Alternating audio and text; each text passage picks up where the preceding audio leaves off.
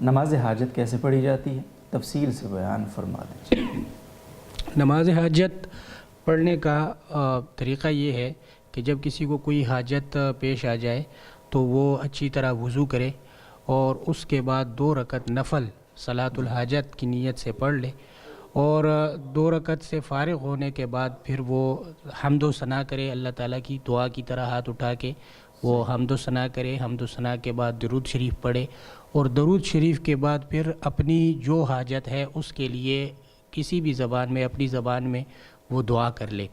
اور اس سلسلے میں بعض روایات میں سنن ترمذی کی ایک روایت ہے، اس پہ ایک خاص دعا کا بھی ذکر ہے کہ وہ دعا بھی عربی کے الفاظ اگر کسی کو یاد ہوں تو وہ الفاظ بھی وہ کہہ سکتا ہے، لا الہ الا اللہ الرحمن الرحیم،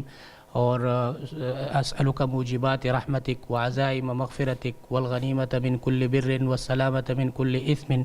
لا تدع لی ذنبا الا غفرتہ ولا ہما الا فرجتہ ولا حاجتا ہی لک رضا الا قضیتہا یا ارحم الراحمین۔ یہ سنن ترمذی کی روایت میں یہ الفاظ ہیں، تو اگر کسی کو یہ الفاظ یاد ہوں تو ان الفاظ میں بھی وہ دعا کر سکتا ہے۔ یہ یاد نہ ہو تو کوئی ضروری نہیں ہے، اپنی زبان میں بھی دعا کر لے، بس صلاۃ الحاجت کا یہی طریقہ ہے، اس سے زیادہ کچھ کرنے کی ضرورت نہیں۔